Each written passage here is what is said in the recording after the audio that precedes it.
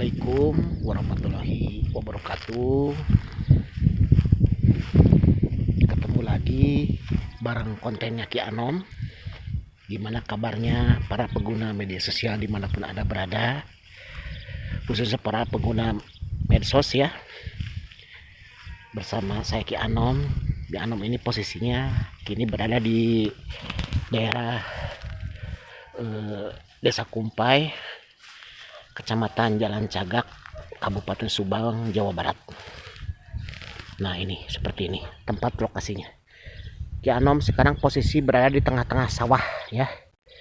Ini sawahnya kekeringan loh tuh. Kekeringan karena kemarau panjang ya, hampir 8 bulan. Gak ada air. Gak ada hujan maksud saya, bukan gak ada air. Gak ada hujan, gak ada air, sama aja. Airnya karena dari langit. Nah, seperti ini lokasinya. Nah, mudah-mudahan ya besok atau lusa ada hujan ya. Jadi masyarakat di sini itu bisa menanam padi kembali ya. Karena biasanya kalau kekeringan ini masyarakat sini itu ini ya tidak bisa menanam padi dikarenakan airnya itu nggak ada. Karena di sini itu sumber mata airnya itu jarang, nggak seperti di daerah saya di sana, di daerah Bukanegara Cisalak. Kalau daerah Bukanegara Cisalak itu justru sumber mata airnya banyak karena dari pegunungan. Kalau dari sini adalah dari pasir, tapi sumber mata airnya itu sudah nggak ada karena kenapa? Banyak pohon-pohon yang ditebang. Gitu. Di sana itu banyak pohon-pohon yang ditebang sehingga untuk mata air itu nggak bisa mengalir dengan baik. Justru kalau musim hujan di sini airnya itu banyak di sini karena sebelah sana itu kan ada sungai ya, sungai, tapi sekarang sungainya juga kering kerontang, tidak ada air. Nah, ini hampir 8 bulan gitu ya seperti ini. Jadi kita tidak ada air, posisi dalam kekeringan karena kemarau panjang. Tuh, seperti ini lokasinya. Mudah-mudahan besok atau lusa ada air dan hujan. Gitu. Ini cuaca mendung juga nih, kayaknya mau hujan apa gimana ya. Tapi kemarin juga sama jam segini kayak mendung gitu kan. Tapi hujan nggak jadi hujan gitu, cuma mendung aja. Gitu. Daerah sini nggak pernah ada hujan sih, hampir 8 bulan ya nggak ada hujan sama sekali.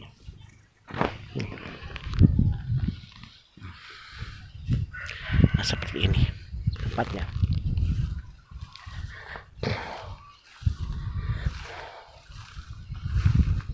Mudah-mudahan kita semua diberi kesehatan dan diberi kelancaran oleh Allah Subhanahu wa taala. Ya. Memang tahun ini adalah tahun yang paling sulit di penghujung tahun 2023 ya. Mau 2024. Karena sebentar lagi kita akan menjelang Pilpres, pemilihan presiden 2024. Mudah-mudahan presiden 2024 itu diberikan kelancaran dan kesuksesan dan tidak akan terjadi lagi kecurangan dalam Pilpres. Mudah-mudahan Allah Subhanahu wa taala melindungi segenap rakyat Indonesia ya, semuanya dilindungi. Jangan sampai lagi nanti ada kecurangan di Pilpres 2024. Yakin, kun payakun. Ngomong apa lagi ya? Ya, kita ngomong apa ya? Sulit. Dalam kondisi yang sulit tahun ini, benar dalam kondisi yang sulit dan susah untuk cari duit ya. Sekarang juga kalau pedagang kecil yang jualan-jualan itu di emper-emper itu sekarang sudah jarang pembeli ya. gitu. Terus dimanapun sekarang lagi krisis ekonomi sekarang ya, tahun 2023 sekarang memang luar biasa krisis ekonomi mau menjelang pilpres ini. Mudah-mudahan tahun 2024 presiden yang baru ada perubahan buat rakyatnya ya, buat rakyat Indonesia. Tapi kalau yang sudah-sudah, udahlah. Kalau yang sudah-sudah misalnya visi dan misinya udah jelek, udah ngapain kita harus coblos lagi ya. Kita butuh perubahan untuk bangsa ini. Gitu. Bentar saya lagi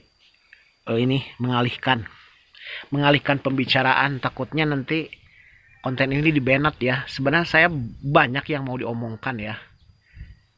Tapi saya merasa ragu juga sih kalau ngomong ya. Sekarang tahun-tahun ini kalau kita ngomong itu harus benar-benar ada disaring. Gak seperti tahun zaman pemerintahan SBY ya, kalau kita ngomong kita bebas tapi asal sopan. Kalau zaman sekarang mengkritik aja kita langsung kena panggilan kepolisian gitu kan, ditangkap, akhirnya kita dikasuskan. Begitu tahun sekarang. Makanya sebenarnya Keanu ini pengen ngomong banyak gitu, tapi gimana gitu, takutnya ada yang laporin akun ini, wah ini akunnya ujaran kebencian gitu kan. Tapi kan saya nggak menuju ke sana untuk arah kebencian. Sebenarnya nggak ada niat untuk membawa masyarakat itu diskriminasi ya, intimidasi, nggak ada seperti itu. Saya positif aja ya, nggak ada seperti itu. Saya pengen ngomong politik, mungkin kalau nanti saya bisa ngomong politik bebas itu tahun 2024 ya, nanti presidennya yang baru saya bisa ngomong politik bebas. Kalau tahun sekarang itu ngomong aja kita dibatasi gitu aja. Jadi ada undang-undang IT. Itu aja ya. Sekarang banyak juga tamu-tamu yang datang ke saya, intinya dia hanya untuk mencari ini aja apa ya, pengarisan buat dagangan. Tapi saya jelaskan, Bu, kalau tahun sekarang itu dagangan pada laris itu bukan dagangan ibu aja, semua para pedagang kaki lima pada nggak laris. Kenapa faktornya? Masalah ekonomi, Bu. Karena Indonesia sekarang lagi dalam krisis ekonomi ya. Gitu aja. Kalau ininya mah, kalau ngomongnya poinnya gitu aja. Indonesia sekarang lagi di ambang kehancuran. Gitu. Ya mudah-mudahan 2024, mudah-mudahan kita ada Satria Piningit ya, presiden yang baru ya. Kalau saya jujur dalam hati saya dulu ya, saya juga pendukung Jokowi ya. Tahun 2014 sampai 2019 saya mendukung Jokowi 2 periode. Kenapa saya sekarang banyak mengkritik tentang pemerintahan Jokowi? Karena di sini pemerintahan Jokowi itu kalau menurut saya banyak kejanggalan ya. Banyak kejanggalan, terus banyak kesalahan dalam memimpin negara ini ya. Gitu. Jadi akhirnya membawa masyarakat Indonesia itu di dalam jadi kehancuran. Pertama adalah kehancuran ekonomi, kedua masalah kehancuran untuk adik-adik kita yang tamatan wisuda sekolah, itu harusnya dia mendapatkan pekerjaan tapi susah untuk mendapatkan pekerjaan. Terus para pedagang juga semuanya pada galaris. Kenapa? Karena duitnya nggak ada, krisis ekonomi gitu. Jujur ya, saya dulu pendukung Jokowi 2014 sampai 2019 ya. Udah pada tahu semua ya, waktu itu kan saya benar-benar pendukung Jokowi. Tapi sekarang 2024, mohon maaf yang sebesar-besarnya, saya tidak akan mendukung lagi Jokowi atau Gibran Rakabuming untuk menjadi cawapres ya, calon wakil presidennya Prabowo. Enggak, saya udah pengen yang terbaru aja lah. Yang penting presiden yang baru. Tapi saya jujur 2024 itu jangan marah ya. Jadi saya nggak apa ya. Jadi nggak pro ke sini, nggak pro ke situ gitu ya. Jadi jujur saja, ini sebenarnya saya susah ngomongnya ya. Kenapa saya susah ngomong? Bukan apa-apa, takutnya nanti kita di-banned, takutnya diblokir konten saya, karena selama ini kan konten saya banyak yang diblok. Banyak tayangan saya yang 12 tayangan itu tahu-tahu diblok semuanya. Karena di situ ada unsur politiknya gitu. Tapi sebenarnya saya bukan orang politik ya, cuma saya adalah seorang pengkritik ya, bukan politik saya. Kalau saya orang politik mungkin saya sudah terjun ke bidang dunia politik. Saya ikut nyalonkan jadi calon anggota legislatif. Saya nyalonkan menjadi orang eksekutif, jadi calon bupati, atau saya calon jadi DPRD, tapi saya nggak lakukan seperti itu. Saya menjadi orang biasa aja gitu. Enak jadi orang biasa loh daripada kita jadi pejabat tinggi negara ya. Orang yang penting kita bisa makan, bisa ibadah dengan baik ya, gitu aja. Kita hidup kita nggak terlalu neko-neko sih, pengen itu pengen ini, nggak. Saya orangnya biasa saja, gitu aja. Jadi di penghujung tahun 2023 ini benar-benar Indonesia itu di dalam keadaan yang benar-benar sulit banget ya, terutama dalam sulit masalah ekonomi. Karena yang saya lihat itu kebanyakan yang datang ke Ki Anom ini dia menanyakan perihal masalah pesugihan gitu kan. Ki Anom, saya mau ikut pesugihan. Karena saya tanya dulu orangnya, kenapa kamu bapak ibu mau ikut pesugihan? Saya ini susah Ki Anom karena dililit masalah hutang piutang. Sampai 1M, 2M, 3M gitu kan. Akhirnya ya udahlah kalau begitu. Ya, akhirnya saya juga ikuti instruksi mereka ya, seperti itu. Udahlah saya diluruskan gitu kan, dibawa ke suatu tempat. Nah, kenapa tamu Ki Anom ini di penghujung tahun 2003, 2024 ini banyak sekali tamu, karena yang mengeluh itu masalah ekonomi ya, bukan masalah apa, cuma satu, masalah ekonomi. Karena dalam keadaan Indonesia lagi kolab. Maaf ya kalau kita ngomongnya dipotong-potong aja ya. Mohon maaf, karena kalau kita langsung ngomong jedar gitu takutnya nanti ada yang banned konten saya ini ya. Karena selama ini konten saya itu banyak yang nggak suka ya, ketimbang sukanya ya, nggak suka. Kenapa nggak sukanya? Karena nggak tahu lah, orang seperti itu mungkin.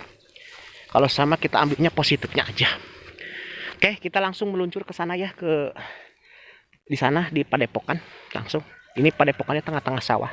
Di situ ada Padepokan, tempat di mana saya menjalankan tirakat ya kepada Allah Subhanahu wa taala, salat hajat, salat tahajud tengah malam, sampai berzikir ya berjam-jam. Saya sampai dari jam 1 malam sampai jam 4 dini hari ya, mau menjelang subuh itu saya lakukan di situ. Kebetulan sekarang airnya itu nggak ada, air untuk wudhu ya. Jadi untuk sementara saya untuk melakukan tirakat saya nggak lakukan di daerah sini, tapi saya lakukan di tempat yang lain yang banyak dengan sumber airnya. Ada air lah istilahnya gitu, bukan sumber air, ada air. Nah kita langsung jalan ke sini ya. Tuh bentar depan tuh udah nyampe lagi. Jalannya ke sini apa ke sini ya? Udah ke sini aja. Oke. Kita fokus dulu jalan ya. Ini fokus dulu jalan seperti ini nih. Ini banyak kekeringan, rumput-rumputnya juga ini liar semua. Harusnya nanti dibakar nih rumput-rumputnya biar nanti bersih. Ini udah kering loh. Tempatnya udah kekeringan. Ya, kita lanjutkan lagi. Tadi saya ngomong apa ya? Bicara apa? Oh iya, masalah tentang ekonomi ya. Ya emang sekarang Indonesia itu dilanda pailit ya dalam segi masalah materi dan ekonomi. Banyak para pedagang kaki lima yang gulung tikar, banyak pedagang kaki lima yang dagangannya itu nggak laris. Banyak perusahaan juga, perusahaan terbesar ya, perusahaan Persero juga yang bangkrut. Akhirnya sama Pak Jokowi perusahaannya dijual ke negara Cina. Ya seperti itu. Kalau saya ngomongnya fakta ya, bukan kebohongan. Silakan saya ngomong masalah fakta, nggak menjelekkan individunya ya, tapi menjelekkan kinerja pemerintahannya. Jokowi jadi presiden itu 10 tahun sebenarnya banyak kejanggalan ya. Kenapa? Karena mungkin dilihat dari basic atau pengalamannya kurang. Karena Jokowi itu selalu disetir oleh orang-orang oknum yang tidak bertanggung jawab, sampai aset negara dijual ke negara Cina, sampai menyebabkan rakyat Indonesia itu krisis ekonomi krisis keuangan. Nah begitulah. Saya nggak jelekin Jokowi ya, ini ngomong masalah fakta ya, nggak jelekan Pak Jokowi. Kalau saya menghujat Pak Jokowi, justru saya menghujat dengan kata-kata yang kira-kira kasar gitu ya. Tapi enggak kan, kali ini saya cuma mengkritik pemerintahannya saja, mengkritik pemerintah yang dia jalankan. Nah seperti ini, kita udah sampai di sini nih. Nah kita udah sampai di sini di tempat di mana Ki Anom sering melakukan tirakat. Karena kebetulan ini kotor ya, karena kemarau panjang kotor, terus Ki Anom juga jarang. Nah itu airnya udah kotor semua. Ini tengah-tengah sawah ya, kita berada di Desa Kumpai, Kecamatan Jalan Caka, Kabupaten Subang. Itu airnya udah kotor. Airnya udah kotor banget. Jadi kita nggak bisa gunakan. Nah, di sini kalau Ki Anom lagi melaksanakan tirakat ya, bukan ritual tapi tirakat. Seperti sholat duha di sini nih. Pagi-pagi sholat duha dari jam 9 sampai jam 10, 1 jam. Terus kalau malamnya itu sholat tahajud ya di penghujung jam 12 malam. Habis sholat isya itu saya biasanya tidur dulu. Habis sholat isya saya tidur, jam 11 itu bangun, mandi biasanya. Nah kalau tempat saya di situ tuh, jadi agak jauh dari sini, di situ ya tempat saya. Nah ini rumah saya di situ. Ini ada tempat, kalau dibilang ini adalah pendopo ya, padepokan lah istilahnya kita di sini. Tapi di sini padepokannya bukan untuk menerima tamu, tapi untuk tirakat aja nih. Nah ini seperti ini. Tempat ini juga enak ya kalau pagi gitu kan. Kalau biasanya ini padinya lagi ada, itu enak sekali ya padinya gitu, airnya juga ngalir bening gitu, seperti itu. Kita ngomongnya potong-potong dulu ya, intermezzo gitu, langsung ngomong politik, ngomong masalah apalah gitu. Takutnya kalau kita ngomongnya serius, takutnya nanti saya dicap berbagai hal-hal yang tidak diinginkan, seperti itu. Karena Indonesia ini benar-benar luar biasa ya, cara berpolitik dari Indonesia ini ya. Jadi susah banget kalau tahun ini, benar-benar tahun di penghujung yang paling susah banget bagi rakyat Indonesia ya, terutama bagi rakyat kalangan bawah, kalangan kecil. Dia berdagang tapi dagangannya nggak laris. Kalau orang-orang bisnis, seorang developer, seorang tender itu kadang-kadang bisnis juga, kadang-kadang proyeknya itu gagal, bangkrut. Seperti itu tahun ini, seperti itu. Jadi tidak ada kesenjangan sosial yang benar baik, tidak benar-benar ada baik gitu. Semenjak Jokowi jadi presiden 2 periode itu, benar-benar rakyat itu dibikin kolab ya, dibikin segala sesuatunya itu hancur ya. Makanya tahun 2024 jujur saja saya tidak akan mendukung lagi kebijakan Jokowi. Ini hujan apa ya enggak ya? Ini kayaknya mau hujan nih. Bentar dulu. Nanti ngomongnya sambung lagi. Oh enggak hujan. Tadi ngomong dari mana lagi ya? Oke, kebijakan masalah Jokowi ya. Jadi kebetulan kebijakan Jokowi ini sekarang banyak melenceng dari aturan, karena selama ini yang menjalankan pemerintahnya itu Pak Jokowi, tapi yang menjalankan kementeriannya itu masing-masing menteri, jadi tidak ada instruksi dari presiden sendiri gitu. Seperti itu Jokowi ini. Jadi kalau menurut saya 10 tahun itu bagi saya masih diragukan ya. Kalau misalnya PDI mengusung lagi PDI ngusung lagi misalnya calon presiden yang bagus, udah saya nggak mau coblos PDI. Saya lebih baik coblos yang lain aja.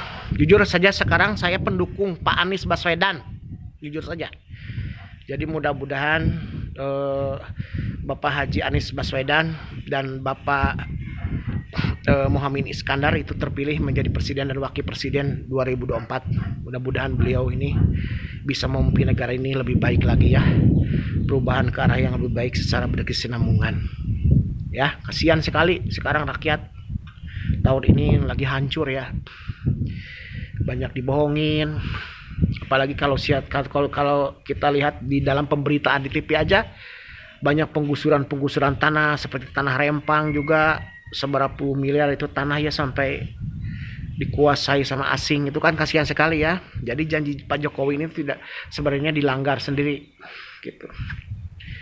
Nah, di sini saya bukan menjelekan pemerintahan Jokowi, tapi saya mengkritik ya. Nah, jadi Anda harus bisa menyingkapi, saya di sini bukan menjelekan Jokowi tapi mengkritik. Kalau saya menjelekan Pak Jokowi, mungkin Pak Jokowi itu sudah dikata-katain dengan kata-kata kotor ya. Tapi saya enggak, cuma saya mengkritik pemerintahannya aja. Nah, nanti kalau 2024 saya menyerukan kepada seluruh masyarakat Indonesia, pilihlah presiden yang terbaik ya, calon presiden yang terbaik. Tapi kalau pilihan saya nggak mengajak untuk ini ya, untuk ayo masuk ke orang ini, tapi yang saya lihat ada kejujuran itu di Pak Anies Baswedan ya, sama Pak Muhaimin Iskandar. Insya Allah beliau akan sehat ya menjalankan pemerintahan ini selama 5 tahun yang akan mendatang ya, 2024 sampai 2029. Dan saya juga meramalkan bahwa Pak Anies Baswedan sama Pak Muhaimin Iskandar itu pasti akan menang ya di Pilpres 2024 ya, pasti akan menang, yakin, saya kun payakun, dalam hati saya itu yakin akan menang. Justru kalau capresnya Ganjar sama Mahfud MD itu akan turun ya kalau menurut saya ya, kecuali kalau elektabilitasnya itu dibayar ya, ada pembayaran ini supaya nanti elektabilitasnya naik gitu, seperti itu nggak berlaku. Jadi itu sama aja membohongi rakyat ya, itu aja. Jadi sekarang kalau kita rakyatnya ingin maju, udahlah, kita harus mempersiapkan presiden yang baru, presiden yang jujur dan adil, pro pribumi bukan pro asing ya. Karena selama ini pemerintahan Jokowi ini lebih pro ke negara asing, bukan ke negaranya Indonesia, bukan ke rakyatnya sendiri. Lebih pro ke negara asing, ke negara Cina. Karena kebanyakan aset-aset negara itu dijual ke negara Cina. Jadi banyak perusahaan asing, banyak perusahaan Indonesia atau perusahaan BUMN itu yang dijual ke negara sana, ke negara Cina. Sampai Indonesia ini ekonominya marat-marit gitu ya. Nah, seperti itu.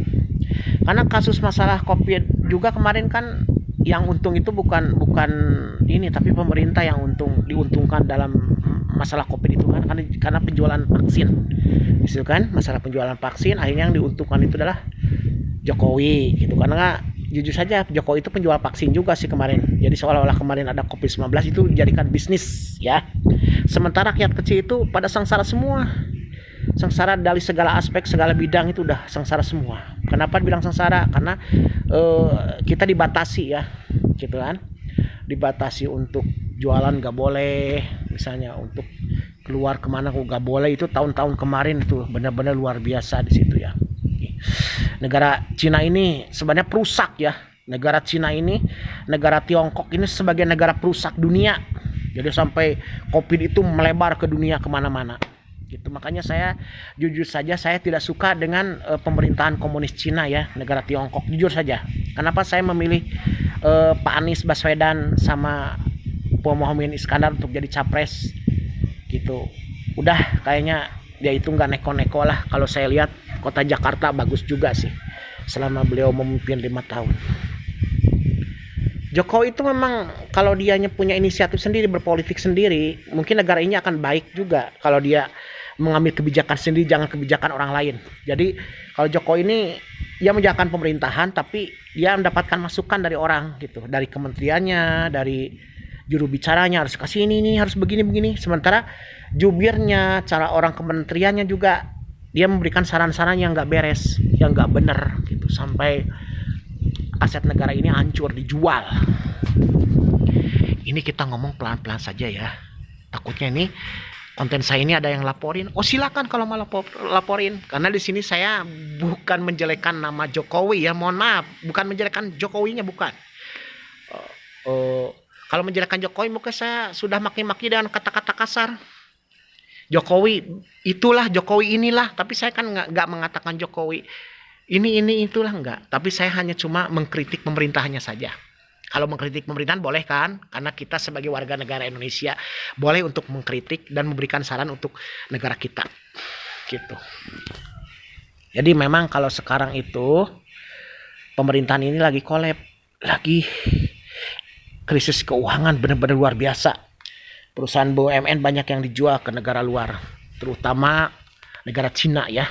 Itu banyak sekali yang diuntungkan sekarang. Indonesia memang membangun bagus ya dari Sabang sampai Merauke, fasilitas jalan tol segala macam, tapi mohon maaf, pembangunannya itu bukan pembangunan sektor dalam negeri tapi sektor negara asing. Jadi pembangunan itu adalah sektor negara asing, bukan sektor dalam negeri ya. Jadi yang diuntungkan itu kan bukan rakyat Indonesia, tapi yang diuntungkan adalah rakyat negara luar, rakyat di sana di negara Cina yang lebih untung gitu. Udah sekian dulu ya.